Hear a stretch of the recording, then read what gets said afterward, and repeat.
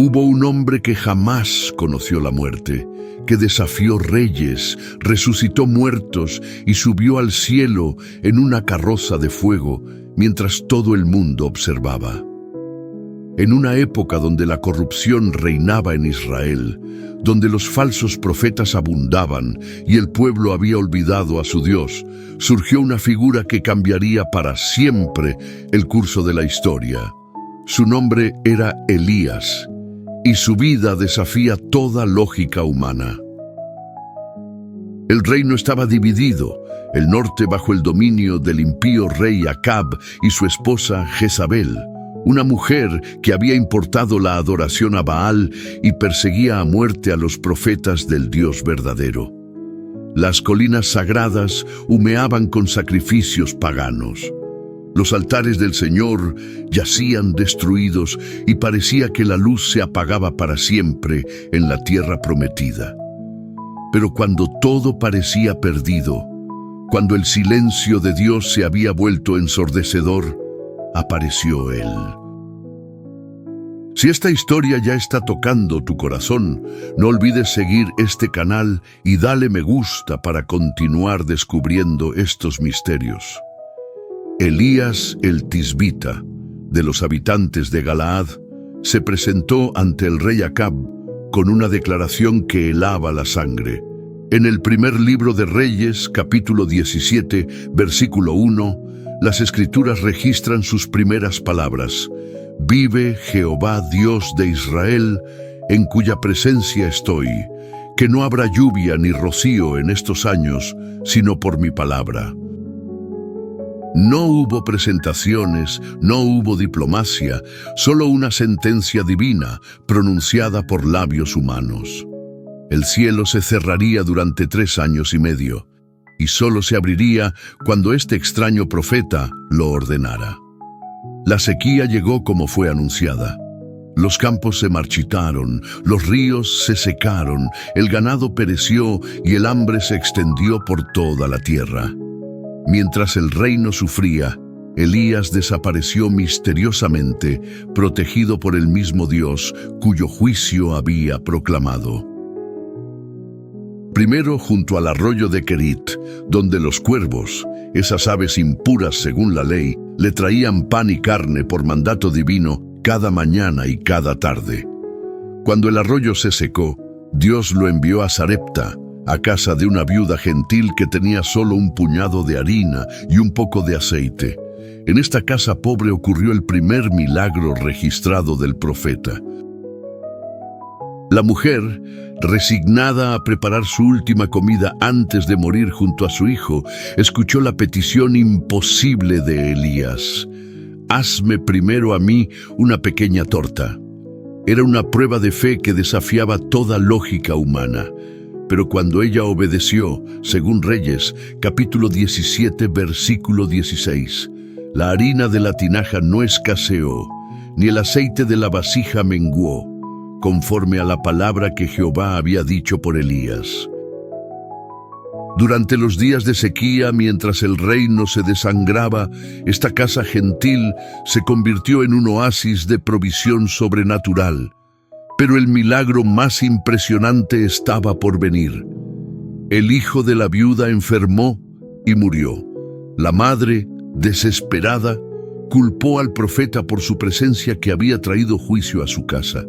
Elías tomó al niño muerto, lo llevó al aposento alto y allí, en la soledad, clamó al Dios de Israel con una oración que rompía protocolos religiosos. «Jehová Dios mío, te ruego que hagas volver el alma de este niño a él», rogó 3 veces mientras se tendía sobre el cuerpo sin vida. Y Jehová oyó la voz de Elías y el alma del niño volvió a él y revivió. Era la primera resurrección registrada en las Escrituras, un milagro que anticipaba el poder del Mesías que habría de venir. La muerte misma retrocedió ante la autoridad de este hombre que caminaba con Dios. Después de 3 años y medio de sequía, llegó el momento del enfrentamiento final. Elías reapareció ante Acab con una propuesta que cambiaría la historia de Israel para siempre. un duelo entre Dios y Baal en el Monte Carmelo. 450 profetas de Baal contra un solo hombre de Dios. Las condiciones eran simples. Cada bando prepararía un sacrificio, pero no le prendería fuego. El Dios que respondiera con fuego del cielo sería reconocido como el verdadero. El pueblo se reunió expectante en el monte. Los profetas de Baal clamaron desde la mañana hasta el mediodía, saltaron sobre el altar, se cortaron con cuchillos y lancetas hasta derramar sangre, pero no hubo voz, ni quien respondiese, ni quien atendiese. Mientras tanto, Elías observaba con una serenidad que rayaba en lo sobrenatural. Al mediodía comenzó a burlarse de ellos. Gritad en alta voz, porque Dios es. Quizá está meditando, o tiene algún trabajo, o va de camino, tal vez duerme y hay que despertarle. Cuando llegó su turno, Elías hizo algo que parecía locura. Empapó el sacrificio con agua, llenó una zanja alrededor del altar hasta rebosar, haciendo humanamente imposible que se encendiera fuego alguno. Entonces, con una oración breve pero poderosa, invocó al Dios de Abraham, de Isaac y de Israel. Respóndeme, Jehová, respóndeme, para que conozca este pueblo que tú, oh Jehová, eres el Dios, y que tú vuelves a ti el corazón de ellos. El fuego de Jehová descendió del cielo como un rayo. Consumió el holocausto, la leña, las piedras, el polvo, y hasta lamió el agua que estaba en la zanja. El pueblo cayó sobre sus rostros gritando, Jehová es el Dios, Jehová es el Dios. En un solo día, la idolatría que había dominado Israel durante años fue quebrantada. Los 450 profetas de Baal fueron ejecutados junto al arroyo de Cisón. El cielo se abrió y la lluvia regresó a la tierra. Si estás disfrutando esta increíble historia, compártela y comenta qué te parece más impresionante del ministerio de Elías. Pero la victoria en el Carmelo no fue el final, sino el comienzo de una persecución feroz. Jezabel, furiosa por la muerte de sus profetas, juró matar a Elías antes del amanecer. El mismo hombre que había desafiado a 450 falsos profetas, que había cerrado los cielos y hecho descender fuego, huyó aterrorizado al desierto. Se sentó bajo un enebro y pidió morir. Basta ya, oh Jehová, quítame la vida, pues no soy yo mejor que mis padres. En este momento de quebranto total, Dios no lo reprendió, sino que lo ministró.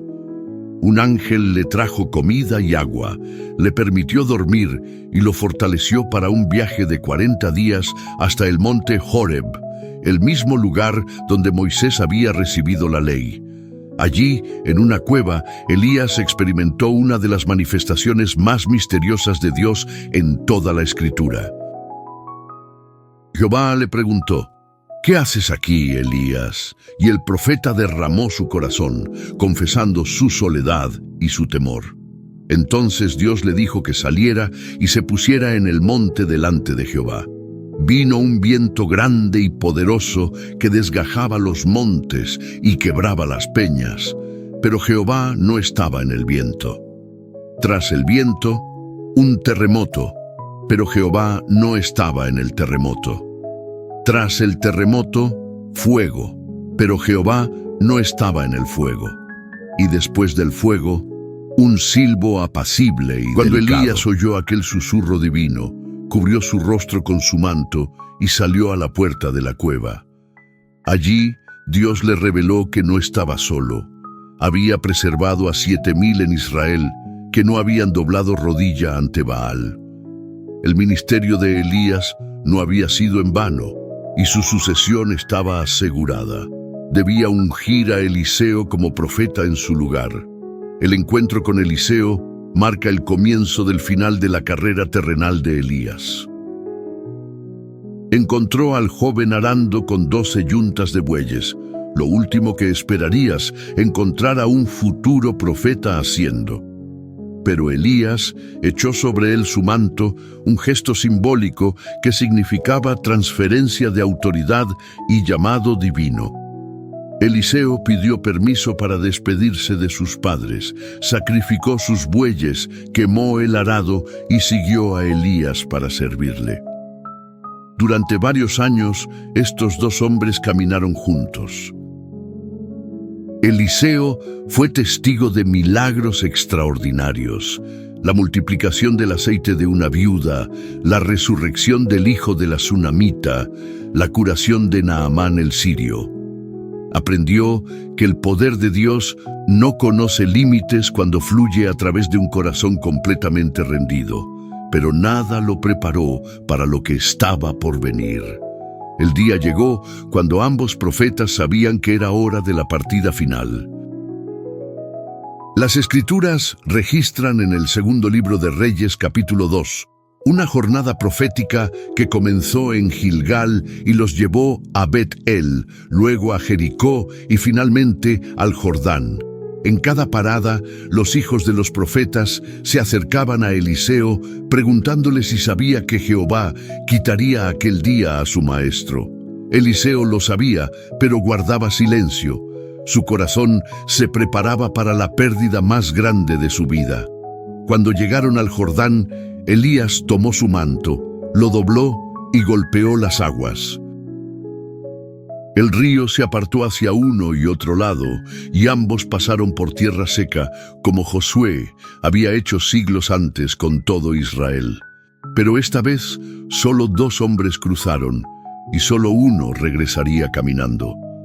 Al otro lado del río, Elías hizo a Eliseo una pregunta que resonaría por la eternidad. «Pide lo que quieras que haga por ti, antes que yo sea quitado de ti». La respuesta de Eliseo reveló el tamaño de su corazón.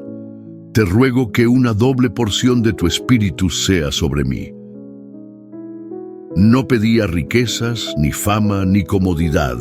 Pedía el poder espiritual necesario para continuar la obra que Elías había comenzado. «Cosa difícil has pedido», respondió Elías. «Si me vieres cuando fuere quitado de ti, te será hecho así, mas si no, no». Era una promesa condicionada a la capacidad espiritual de Eliseo para ver lo que estaba por suceder. Sus ojos naturales no serían suficientes. Necesitaría visión sobrenatural para ser testigo del acontecimiento más extraordinario en la historia de los profetas. Y aconteció que yendo ellos y hablando, he aquí un carro de fuego con caballos de fuego apartó a los dos, y Elías subió al cielo en un torbellino. Eliseo lo vio y clamaba: Padre mío, carro de Israel y su gente de a caballo». No hubo enfermedad, no hubo muerte, no hubo tumba.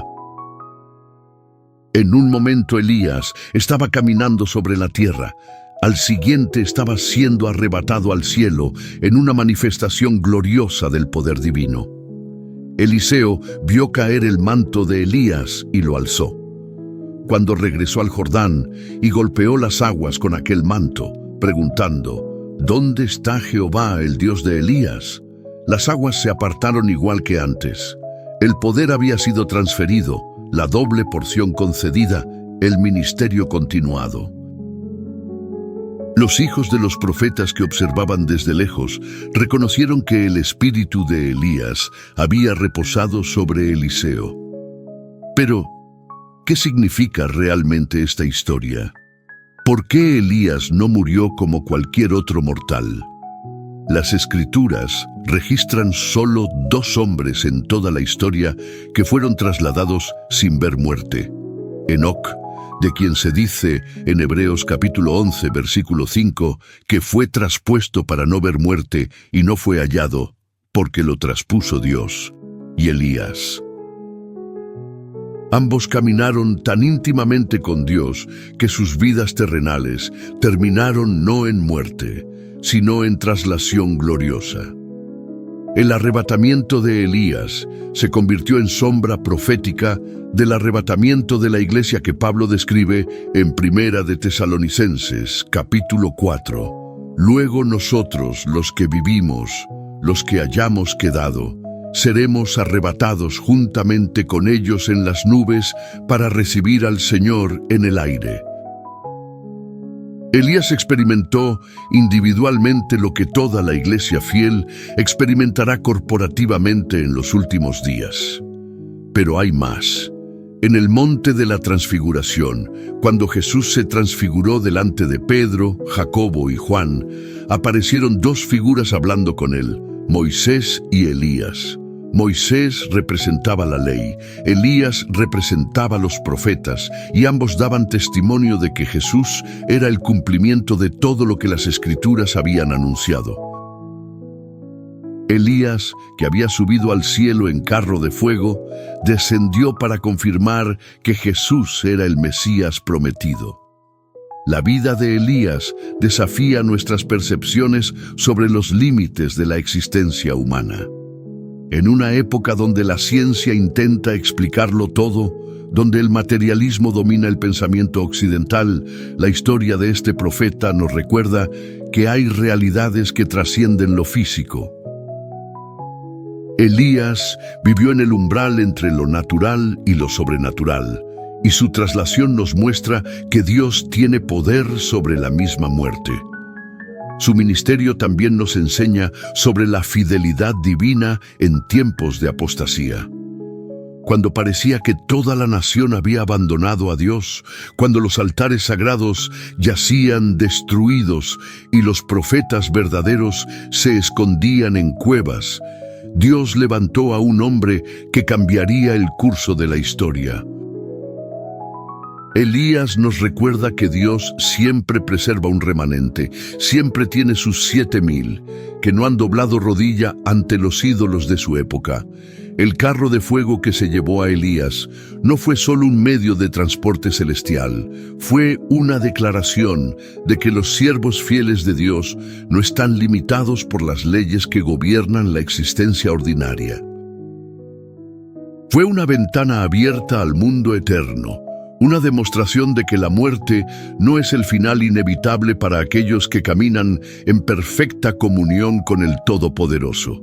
Hoy, cuando vivimos tiempos que parecen igualmente oscuros, cuando la verdad es relativizada y la fe es ridiculizada, la historia de Elías cobra nueva relevancia. Nos recuerda que Dios busca a hombres y mujeres dispuestos a levantarse contra la corriente, dispuestos a proclamar su palabra aunque parezcan estar solos, dispuestos a confiar en su poder aunque las circunstancias griten imposibilidad.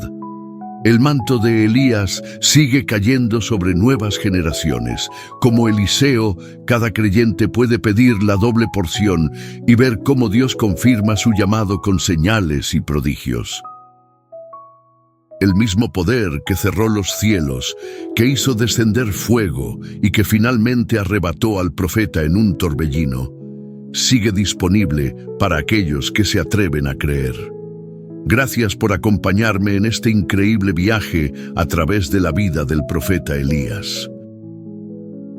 Si esta historia te ha impactado tanto como a mí, no olvides seguir el canal, comentar qué aspecto de la vida de Elías te parece más extraordinario y dale me gusta para que más personas puedan descubrir estos misterios bíblicos que siguen transformando vidas hoy.